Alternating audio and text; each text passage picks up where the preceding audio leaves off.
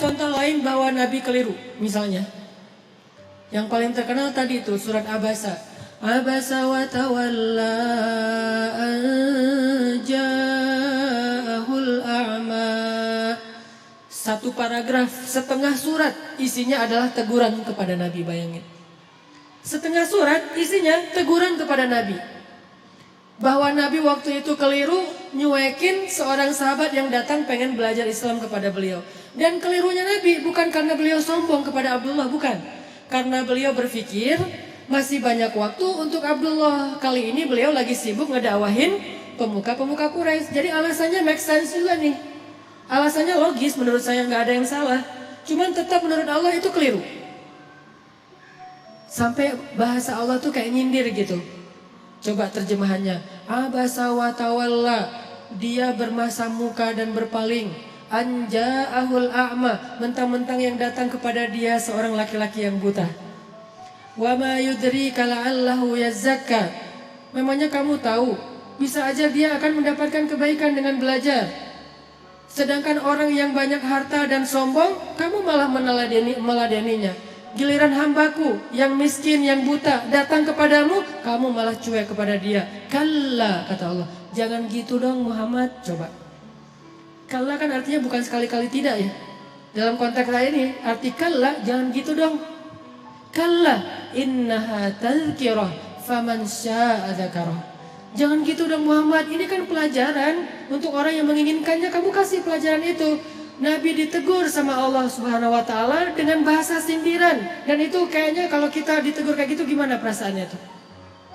Bayangin seorang ustadz, seorang guru pondok pesantren, kiai besar, pemilik pesantren yang selama ini tuh ceramah menasihati murid-muridnya, tiba-tiba suatu saat dimarahi oleh orang lain gara-gara beliau keliru di depan umum. Kira-kira gimana perasaannya? Malu kan? Kalau dia gengsi. Nabi gak malu. Bukti Nabi gak malu apa? Ayat itu kemudian dibacakan oleh Nabi kepada para sahabat. Abdullah udah pulang karena Nabi bermasa muka. Tiba-tiba turun ayat surat Abasa.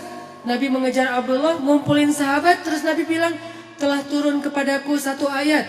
Maukah kalian mendengarkannya? Mau ya Rasulullah. Sahabat semangat mendengarkan Al-Quran. Bayangin gimana perasaan Nabi bacain ayat teguran terhadap diri sendiri. Kebayang gak tuh? Kalau ayat-ayat yang lain, bahwa Muhammad itu adalah uswatun hasanah, Muhammad itu adalah yang terbaik, Muhammad itu jujur, Muhammad itu gampang ngebacanya. Tapi kalau Muhammad itu keliru, ini berat nih. Tapi buat Nabi itu tidak berat. Menunjukkan Nabi itu sangat low profile. Bayangin, kumpulin sahabat satu masjid, terus Nabi bacain Abasa wa tawalla an ja'ahul a'ma wa ma yudrika la'allahu yazakka. Sahabat pada apa? Toel-toel, siapa yang dimaksud? Nabi. Oh Nabi. Pada gak enak hati kan sahabat juga dengerin. Oh jadi ceritanya Nabi lagi dimarahin Allah. Ya rame di antara sahabat. Nabi bacain ayat tentang diri beliau sendiri lagi ditegur sama Allah. Bahkan ketika seorang sahabat Abdullah bin Umi Maktum datang, Nabi langsung buka sorban. Untung dulu gak ada kupluk kali ya. Nabi buka sorban, langsung dibentangkan sorbannya. Terus Nabi bilang, selamat datang orang yang karena dia saya ditegur oleh Allah Subhanahu Wa Taala. Ini uswatun hasanah. Selamat datang orang yang karena dia saya ditegur oleh Allah Subhanahu Wa Taala. Lihat betapa besar hati Rasulullah SAW. Artinya ketika kita keliru dinasihati oleh orang lain, harusnya selain kita memperbaiki diri, kalau kita lebih keren lagi, kita akan bersyukur, berterima kasih. Kalau perlu kita mention dia, alhamdulillah diingatkan, alhamdulillah dikasih tahu, tapi memberitahunya dengan cara-cara yang baik. Ini artinya dalam adegan Abasa wa tawalla itu Rasulullah mengajarkan kita gimana kalau kita berada di kondisi yang sama. Istri ngasih tahu kepada kita bahwa kita keliru, makin kita cinta sama dia. Bukan, mama tajasus, cari-cari kesalahan papa. Salah aja di mata mama. Apa sih yang benar papa di mata mama? Jangan pundung. Mama perhatian banget sama papa. Oh iya pak, mau lagi yang lain kesalahannya. Oh iya silakan ma. Akhirnya disebutin 100 kesalahan kita. Jadi satu buku, 100 rapor merah suami. Ini menunjukkan Rasulullah itu orangnya sangat low profile, easy going, no hard feeling, dan beliau orang yang sangat lapang dada. Itu surat Abasa. Nanti ada lagi teguran terhadap Nabi di surat yang lain, banyak loh. Termasuk surat At-Tahrim. Ayat pertama lagi tuh. Gara-gara apa? Gara-gara Nabi pengen jaga perasaan Aisyah dan Hafsah. Waktu itu Nabi sering nongkrong di rumah Sofia. Sofia itu istri Nabi yang bedanya sama Aisyah cuma setahun. Aisyah waktu itu 16 tahun, Sofia 17 tahun, baru lulus SMA. Istri Nabi muda nih. Rata-rata istri Nabi kan muda ya, walaupun kalau yang perawan cuma satu, tapi yang lain walaupun janda muda-muda nih. Sofia, Hafsah, Zainab, Ummu Salamah. Yang tua itu kayak Saudah, itu tua. Nah, Sofia orang Yahudi yang nikah sama Nabi itu cantiknya luar biasa. Saking cantiknya Aisyah sampai stalking loh akunnya Sofia. Dan itu terjadi, Aisyah benar-benar kepo tuh. Sofia lagi posting apa sih sekarang? Dikepoin sama Aisyah. Cara ngepoinnya gimana? Kalau dulu kisahnya Aisyah diam-diam datang ke rumah Sofia pas Sofia lagi ada acara selamatan. Jadi kalau kayak sekarang tuh Sofia lagi posting, Aisyah pura-pura ngeliat dia lagi posting apa sih, lagi snapgram apa, lagi insta story apa nih Sofia. Dilihatin sama Aisyah, biar gak ketahuan Aisyah pakai cadar. Tapi kan Nabi tuh teliti banget, tahu banget mata Aisyah tuh kayak gimana. Sehelai bulu mata Aisyah aja Nabi tahu, saking sayangnya Nabi sama Aisyah. Pakai cadar, cuman kelihatan matanya doang. Datang ke rumah Sofia, Sofia lagi bikin kayak acara di belakang rumah gitu, di garden party gitulah pokoknya. Lagi barbekyuan gitu kan ya, di rumah Sofia. Nah Aisyah datang, terus duduk mojok paling belakang. Perhatiin aja, Sofia ini orangnya gimana sih, kok Nabi betah banget sama dia. Orangnya emang asik banget. Dilihatin sama Aisyah. Oh benar sih, Sofia itu orangnya humble. Sofia tuh orangnya tuh enak diajak chit-chat gitu. Sofia tuh orangnya tuh nggak ada matinya, terus aja ada tema. Makanya Nabi itu betah banget di sini. Ditambah lagi Sofia itu kolektor madu. Dia tuh banyak ngoleksi madu-madu keren, madu-madu yang dari berbagai macam penjuru bumi gitu. Dikoleksi sama dia. Ini madu dari Yaman, ini madu dari Majalengka, ini madu dari mana gitu kan nih. Dikoleksi sama Sofia. Oh gitu. Aisyah dari jauh merhatiin bahasa sekarang kepo. Dikepoin akunnya Sofia. Oh Sofia tuh posting madu. Oh Sofia tuh bisa bikin cake. Oh Sofia itu orangnya asik. Oh Sofia tuh seru. Oh Sofia apa. Nah lagi ngepoin Sofia, Nabi dari jauh ngelihat ada cewek kok sendiri banget di belakang mojok. Nabi liatin, ternyata Aisyah. Nabi sadar, oh ada Aisyah. Pas Nabi ngelihat ke arah Aisyah, Aisyah tahu Nabi ngelihat, Aisyah langsung pergi. Pulang dikejar sama Nabi. Terus slow motion gitu. Dikejar sama Nabi. Aisyah pulang, langsung pulang sendiri gitu. Nabi kejar, Aisyah, dipanggil sama Nabi. Aisyah kaget, hah? Nabi kejar saya. Kan itu penting banget ya buat cewek ya. Merasa didahulukan, merasa diprioritaskan, merasakan. Cewek banget lah pokoknya. Jadi kalian harus ngerti tuh beberapa trik. Jangan cuma bisa ollie dan kickflip gitu. Tapi bisa nge-trick juga buat pasangan. Biar keren. Aisyah pulang, Aisyah kata Nabi dari jauh. Jadi agak-agak kayak drakor-drakor gitulah. Aisyah langsung lari ke belakang. Terus Nabi langsung nyamperin, yuk jalan bareng aku. Dipegang tangan sama Nabi, jalan berdua. Jangan dibayangin, susah.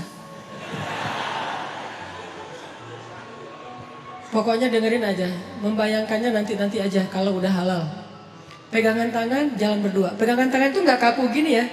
Pegangan tangan sambil gini-gini berdua, terus jalan dari rumah Sofia ke rumah Aisyah. Di tengah jalan ngobrol, chit-chat gitu. Karena Aisyah juga orangnya tuh seru kalau diajak ngobrol. Aisyah tanya, Nabi, kata Aisyah. Apa Aisyah? Gitu. Aku mau tanya, kata Aisyah. Boleh, tanya apa aja boleh.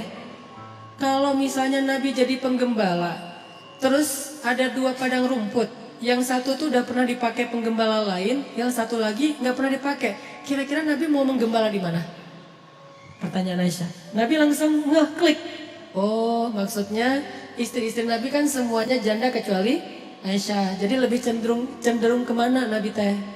Kata Nabi, ya pastilah ke padang rumput yang belum pernah dipakai menggembala siapa-siapa. Beneran? Beneran. Hore, kata Aisyah. Nah. Ini lihat. Pengertiannya Nabi. Orangnya tuh empati banget sama pasangannya. Nah, suatu saat Aisyah tuh lagi nungguin Nabi pulang di rumah. Nabi kayak telat gitu pulangnya, padahal nggak macet, tapi telat pulangnya tuh. Kenapa ya Nabi kok telat banget pulangnya? Ditungguin sama Aisyah. Dan Aisyah waktu itu lagi satu geng sama Hafsah kan. Aisyah tuh gengnya Hafsah ya. Istri Nabi itu kan ada 2 geng. Geng muda sama geng tua. Emang kayak gitu kata ahli sejarah. Makanya baca sirah, kita akan tahu lebih banyak hal luar biasa tentang Rasulullah. Nah, Aisyah lagi berdua nih, lagi nongkrong di rumah Aisyah sama Hafsah. Kamu tahu nggak Nabi di mana? Katanya sih kayaknya Nabi tuh lagi di rumah Sofia gitu. Soalnya tadi aku ngeliat instastorynya Sofia lagi bareng dengan Nabi gitu. Oh, lagi di rumah Sofia, ngapain sih di sana? Biasalah, lagi nyoba-nyoba madu gitu kan. Madunya Sofia tuh banyak koleksinya, banyak macamnya. Oh gitu, wah kita harus cari cara nih biar Nabi nggak lagi senang minum madu di rumah Sofia. Tiba-tiba Nabi pulang, Assalamualaikum, Waalaikumsalam. Nabi pulang. Terus pas sampai di rumah, Nabi senyum-senyum ngeliat istri-istrinya berdua lagi pada nongkrong. Lagi ngapain nih berdua? Enggak, lagi santai aja, kata Aisyah. Boleh ikutan nggak? Boleh. Terus pas Nabi duduk, Aisyah bilang, ngapain sih lama banget gak pulang-pulang, ditungguin loh dari tadi gitu. Oh maaf, soalnya tadi lagi itu di rumah Sofia. Betah banget sih di rumah dia. Ya gitu mulai nih ya. Betah banget sih di rumah dia, emang ada apa sih di sana? Makanan enak ya? Dimasakin yang keren gitu ya? Emang dia masakin empal gentong ya? Gitu. Akhirnya Nabi bilang, enggak kok cuma minum madu doang, gak dimasakin apa-apa. Oh pantesan mulut Nabi tuh gak enak baunya habis minum madu di rumah Sofia. Udah gak usah minum madu lagi di sana, gak enak tuh. Kata Aisyah, kata Nabi, oh gitu, ya udah deh kalau gitu mulai sekarang saya gak akan minum madu lagi. Aisyah merasa dimenangkan lagi nih. Tuh kan, kalau buat gua Nabi apa aja mau. Madu gak boleh. Bayangin, cinta Nabi kepada Aisyah sampai yang halal aja beliau haramkan. Walaupun ditegur sama Allah. Jadi seorang suami, saya gak ngebahas apa hukum rokok ya. Kan ada yang bilang haram, ada yang bilang makruh, terserah deh itu mah ulama. Yang pasti ini bukan hukum rokok, tapi merokok dengan request istri. Gimana tuh? Suaminya tuh perokok banget. Terus kata istri, jangan merokok di depan aku dong, aku gak tahan nih asapnya. Oh, mulai sekarang papa gak akan ngerokok lagi. Gitu kan. Jadi saya tuh lebih suka ngambil angle-nya tuh lebih ke perasaan, etika atau akhlak, bukan hukum. Kalau hukum mungkin bisa haram, bisa makruh, itu tergantung mazhab. Tapi kalau etika, kadang karena permintaan istri jadi nggak jadi ngerokok. Nggak usah ngerokok, yang halal aja nggak jadi tuh. Nabi kan minum madu halal kan, bukan cuma halal, baik lah gitu. Sampai Nabi mengatakan, oh ya udah deh kalau gitu saya nggak akan minum madu lagi. Aisyah senyum-senyum mengarah ke Hafsah. Lihat, Nabi nggak minum madu lagi. Alhamdulillah, udah Aisyah cair, ngobrol ketawa-ketawa, Hafsah pulang. Begitu Hafsah pulang, besoknya turun ayat, ya ayyuhan nabi, lima tuharrimu ma ahallallahu lak. Wahai Nabi, kenapa engkau mengharamkan apa yang Allah halalkan bagimu, yaitu madu? Hanya gara-gara pengen nyenengin hati istri-istrimu?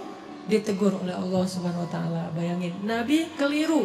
Gara-gara pengen nyenengin hati Aisyah, beliau mengharamkan apa yang Allah halalkan. Ditegur oleh ayat itu, akhirnya Nabi datang kepada Hafsah, ngejapri. Hafsah, ternyata Allah gak rela madu itu diharamkan. Saya baru dapat ayat nih, surat At-Tahrim ayat 1, surat 66. Sekarang Maya, ternyata madu itu gak boleh diharamkan. Tapi jangan bilang-bilang ke Aisyah ya. Kata Hafsah, oh gitu. Kata Nabi, jangan bilang-bilang ke Aisyah. Kenapa? Karena kalau Aisyah tahu, Aisyah terngambek. Kata Nabi ke Hafsah, jangan bilang-bilang ke Aisyah. Ternyata apa? Hafsah malah mengcapture japrian Nabi di forward ke Aisyah. Aisyah dapat message dari Hafsah langsung dibuka gitu kan. Pas dibaca ternyata capturean Nabi gak jadi mengharamkan madu. Marahlah Aisyah. Aisyah marah, akhirnya Aisyah kalau posting gak mau lagi pakai hashtag demi Tuhannya Muhammad. Karena biasanya Aisyah tuh kalau posting ada 2 hashtag. Kalau Aisyah lagi sayang, lagi normal, dia pakai hashtag warabbi Muhammad, demi Tuhan Muhammad. Itu hashtagnya. Kalau Aisyah lagi bete nih, hashtagnya berubah, demi Tuhan Ibrahim. Beda hashtagnya. Jadi kalau hashtagnya demi Tuhan Muhammad, ini postingan lagi kangen sama Nabi. Kalau hashtagnya demi Tuhan Ibrahim, ini lagi bete sama Nabi nih. Waktu itu Aisyah posting. Entah posting apa gitu, hashtagnya demi Tuhan Ibrahim. Nabi baca, wah Aisyah lagi marah nih, ada apa? Nabi datang. Sebelum Nabi ketemu Aisyah, Allah langsung DM Nabi. Kata Allah, ya Muhammad, ternyata Hafsah sudah mengcapture chat kamu itu kepada Aisyah, sehingga sekarang Aisyah dan Hafsah itu bersekongkol untuk marah sama kamu. Begitu Nabi datang, Nabi langsung bilang ke Hafsah, Aisyah, kenapa kamu capture? Kenapa kamu kasih tahu kepada Aisyah? Hafsah kaget. Ya Rasul, tahu dari mana? Aisyah kasih tahu ya? Kata Aisyah, enggak, saya nggak kasih tahu. Terus tahu dari mana? Kata Nabi, Allah yang kasih tahu kepada saya. Turun lagi ayat berikutnya, khusus buat Aisyah sama Hafsah.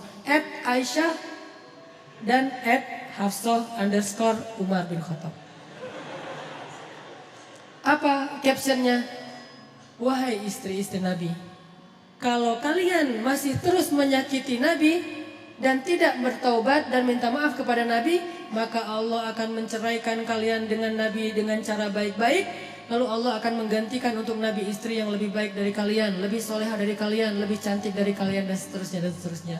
Langsung Aisyah dan Hafsah datang kepada Nabi minta maaf dan kemudian selesai urusannya. Pelajarannya apa di sini? Nabi juga kadang-kadang gara-gara ngikutin perasaan keluarganya, istrinya, sampai melakukan kekeliruan. Bukan karena berbuat dosa. Tapi kemudian apakah Nabi mau memperbaiki? Mau memperbaiki. Langsung ngasih tahu kepada Hafsah, aku salah nih, ternyata gak boleh mengharamkan madu. Gak ada rasa gengsinya. Itulah uswatun hasanah pada diri Rasulullah. Dan ada yang lebih berat. Teguran Allah kepada Nabi dalam kasus tawanan perang di surat Al-Anfal. Ini lebih berat lagi nih. Ayat 67 nanti cek deh di rumah. Itu ayat teguran dari Allah kepada Nabi gara-gara Nabi keliru dalam mengambil keputusan. Habis selesai perang Badar, ada tawanan. Termasuk salah satu tawanan waktu itu Suhel. Suhel itu kayak medsosnya sahabat. Dia tuh selebgram. Ditawan, terus kan Nabi ini perang pertama nih dalam Islam, belum tahu ini mau diapain nih, tawanan-tawanan perang. Akhirnya Nabi pun bikin FGD gitu. FGD-nya Nabi, Abu Bakar, Umar, dan Ibnu Rawahah. Jadi mereka beberapa orang musyawarah, rapat. Nabi nanya, apa pendapat kalian tentang tawanan perang? Mau diapain? Abu Bakar angkat tangan, menurut saya ya Rasul, kata Abu Bakar, kita tebus. Kalau keluarganya orang kaya, maka keluarganya menebus dengan harta. Kalau keluarganya orang miskin, maka ditebus dengan seorang laki-laki yang bisa baca tulis dan mengajarkan putra-putri kita baca tulis di Madinah. Ini kan produktif ya, ide yang bagus nih. Oh gitu. Umar bilang, saya nggak setuju. Terus apa pendapat kamu? Ya Rasulullah, mereka itu musuh-musuh Allah. Jangan dibiarkan mereka hidup, kita bunuh. Hukuman mati, karena ini masih dalam hukum militer, hukum perang. Maka tawanan perang dibunuh ya Rasul. Tidak ada kesempatan buat musuh-musuh Allah hari ini ya Rasulullah. Nabi senyum-senyum. Terus Ibnu Rawahah, menurut saya ya Rasulullah, apa Ibnu Rawahah? Kita gali parit, kita masukin mereka ke dalamnya, lalu kita bakar mereka hidup-hidup. Tapi jangan menjudge Ibnu Rawahah ya, karena Ibnu Rawahah ini punya cerita panjang di Mekah kayak gimana. Gimana dia tuh luar biasa disakiti, jadi wajar kalau orang emosional. Akhirnya Rasulullah komen. Kata Rasulullah, sesungguhnya Allah menjadikan hati seseorang itu lebih lembut daripada agar-agar. Atau lebih lembut daripada kayak yogurt gitu. Susu yang dikentelin. Dan sesungguhnya Allah menjadikan hati seseorang kadang lebih keras daripada batu. Engkau wahai Abu Bakar, kata Rasulullah, engkau itu seperti Ibrahim. Engkau wahai Umar, engkau itu seperti Musa. Engkau itu seperti Nuh. Sedangkan Abu Bakar, engkau seperti Ibrahim, seperti Isa. Dua nabi masing-masing dimisalkan untuk mereka. Ini artinya nabi itu menghargai pendapat orang. Engkau wahai Abu Bakar seperti Ibrahim dan seperti Isa. Gimana Ibrahim dan Isa? Memaafkan. Ketika ayahnya pengen mengusir Ibrahim, apa kata Ibrahim? Qala salamun alaik, sa'astaghfiru laka rabbi, innahu kana bi hafiya. Keselamatan bagimu wahai ayah. Padahal ayahnya udah zalim sama dia, tapi masih didoain kebaikan. Saya akan berdoa kepada Allah supaya Allah mengampuni dosa-dosa ayah. Itu Ibrahim. Isa juga kayak gitu, memaafkan murid-muridnya yang melakukan kesalahan. Engkau wahai Abu Bakar seperti Ibrahim dan Isa. Sedangkan Umar seperti Nuh dan Musa. Gimana Nuh? Ketika orang-orang sudah zalim, sudah syirik kepada Allah, Nuh berdoa, ya Allah, hancurkanlah orang-orang kafir itu sehancur-hancurnya. Sampai keturunan mereka, jangan engkau biarkan mereka hidup di muka bumi dan membuat kerusakan. Musa, ketika orang Bani Israel menyembah anak sapi, Musa pulang, maka dihukum mati mereka satu persatu kan? Ini Umar, seperti Nuh dan Musa. Tapi kalau Ibnu Rawahah, Nabi gak komen. Diimamin aja, gak usah di like, gak usah di komen, biarin aja. Karena pendapatnya agak-agak sadis gitu kan. Dibakar hidup-hidup. Akhirnya setelah menghargai dua pendapat sahabat senior, Nabi mengambil salah satu di antara dua pendapat itu, pendapat Abu Bakar As-Siddiq. Menurut saya, kata Nabi, pendapat Abu Bakar lebih tepat. Ayo kita tebus dengan tawaran dengan harta ataupun guru baca tulis. Setelah selesai penebusan, turun ayat 67. Kata Allah, tidaklah pantas seorang nabi memiliki tawanan lalu menukarnya dengan harta duniawi. Kalau kamu menginginkan harta, aku berikan harta yang lebih dari itu, wahai Muhammad. Allah marah kepada Nabi. Ayat 67. Setelah ayat ini turun, Nabi bacain kepada Abu Bakar. Nabi dan Abu Bakar menangis seharian dari pagi sampai sore. Nangis. Kenapa nangis? Karena sedih, takut, taubat, menyesal kepada Allah Subhanahu wa taala. Ya Allah, ampunkan saya, kata Nabi, ampunkan saya. Abu Bakar juga gitu, nih gara-gara saya nih. Ya Rasulullah, ini ide saya. Rasulullah enggak salah, saya yang salah. Berdua aja nangis tuh. Ini hebatnya Rasulullah. Inilah uswatun hasanah. Berdua nangis. Lagi nangis, Umar lewat. Umar ngelihat Abu Bakar dan Rasulullah nangis, Umar langsung diam. Tanya, ya Rasulullah, ya Abu Bakar, ma yubkikuma? Kenapa kalian berdua menangis? Kalau ada hubungannya dengan saya juga pengen ikut nangis. Nangis berjamaah. Apa kata Rasulullah? Ya Umar, seandainya hari ini Allah menurunkan azab di muka bumi, maka yang selamat cuman Umar bin Khattab. Lihat gimana Nabi menghargai Umar. Pendapat beliau dan Abu Bakar keliru, pendapat Umar yang benar, lebih tepat. Kemudian Nabi menghargai, seandainya hari ini turun azab di muka bumi, maka yang selamat adalah Umar bin Khattab. Nabi gak pernah merasa gengsi. Umar, kok Allah gitu banget sih? Kan saya yang Nabi, kenapa kamu yang benar? Padahal kan kalau mau tuh, Nabi tuh gak usah musyawarah loh. Tinggal minta aja, ya Allah nih tawaran perang mau diapain? Kata Allah, bunuh aja Muhammad. Ya udah bunuh. Kan gampang kan? Kenapa Nabi bermusyawarah? Kenapa Nabi nggak minta wahyu aja? Karena kalau Nabi hanya meminta wahyu, maka kita tidak bisa meniru Nabi SAW. Kan kita nggak dapat wahyu. Maka kita meniru Nabi dalam konteks ini adalah menyelesaikan masalah dengan cara musyawarah. Untuk mencari mufakat. Kalau keliru dalam musyawarah, jangan gengsi untuk mengakui. Yang benar, jangan merasa besar kepala. Umar coba, pas Nabi keliru ngomong kayak gitu, Umar nggak bilang, tuh kan, saya bilang juga apa, Nabi sih nggak mau dengar kata-kata saya, yang dengar Abu Bakar aja terus mentang-mentang soulmate. Enggak, Umar tuh nggak besar kepala. Terus besok kalau ada pendapat lagi, ini pasti salah lagi nih, harus dengerin saya. Enggak, Umar nggak pernah nyalahin Nabi. Dan ini juga uswatun hasanah. Jadi kalau kita dalam satu organisasi, suami istri, dimanapun, kadang-kadang kita udah musyawarah terus ngambil keputusan keliru, maka yang tadi benar nggak usah nandain. Tuh besok dengerin ya kalau saya ngomongin, enggak, besok musyawarah lagi. Bisa diambil, bisa ditinggalkan pendapat kita. Semua ini adalah uswatun hasanah. Mudah-mudahan teman-teman di sini kita belajar banyak hal.